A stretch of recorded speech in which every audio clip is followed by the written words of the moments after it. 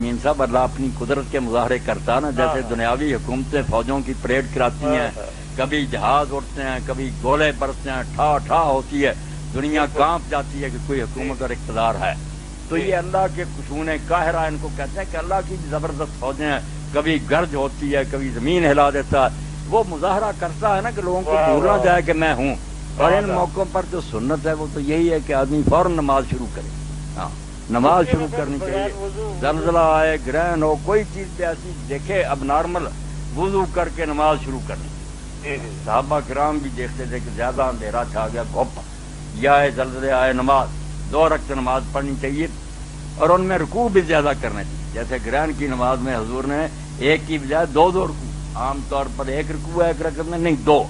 اللہ اکبر کا قرات کی رکوع میں گئے، رکوع سے سیدھے کھڑے ہو کر پھر قرات الحمدللہ، اور کئی موقع پر تو کئی صحابہ نے 5 رکوع کیے، 5 ہی پہلے میں 5 دوسرے، بس جھکتے جاتے، بار بار جھکتے جاتے کہ مولا کیا ہے ہماری حیثیت، جو چاہے تو کر دے، یہ نظام تیری رحمت سے چل رہا ہے، آپ چھٹ کر دے، یہاں ذرا بجلی ہوتی ہے جان پر بن جاتی، اللہ اگر روشنی ختم نہیں کر دے سورج چاند کی، یہ تھوڑی دیر کے لیے کرتا تو کیا حال ہوتا۔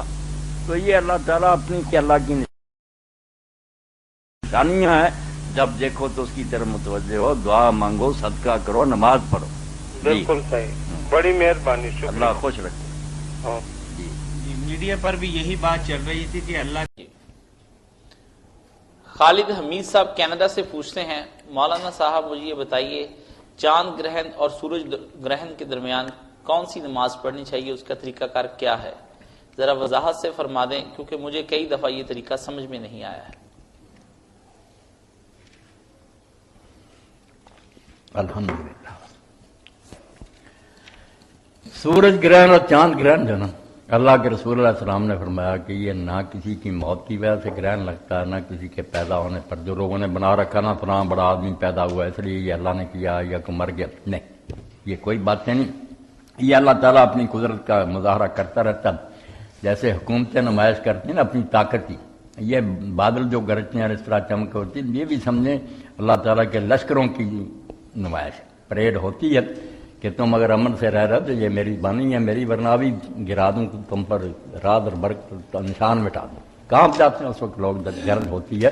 تو یہ بالکل اللہ تعالیٰ کے نا جنود ہیں، لشکر ہیں جو اس طرح، اسی لیے حکم ہے اللہ تعالیٰ نے قرآن میں کہا کہ ملائکہ بھی اس وقت اللہ کے خوف سے کانپتے ہیں، اور اللہ کی حمد و ثنا کر مالک تیری طاقتیں بہت زیادہ۔ اس پر حضور نے کہا کہ یہ اللہ تعالیٰ کی قدرت کے مظاہر ہیں، نماز پڑھو، صدقہ کرو، دعا کرو، 3 کام کہہ کے دعائیں بھی مانگو اللہ سے، صدقہ خیرات بھی کرو، اور نماز پڑھو۔ نماز اگر ویسے ہی 2 رکعتیں کو پڑھ لے پھر بھی ٹھیک ہے، اور نماز پڑھے اور ان میں پھر وہ نہ قنوت بھی پڑھے تو اچھی بات ہے، 2 رکعتیں پڑھے مگر ان میں دعائیں مانگتا رہے ہاتھ اٹھا کر۔ تو رکوع مولانا اس میں کتنے کیے جائیں گے؟ بہتر تو ہے کہ 4 اور 5 رکوع کیے جائیں، ایک میں 5 دوسرے میں 4۔ جی صحیح۔ ایک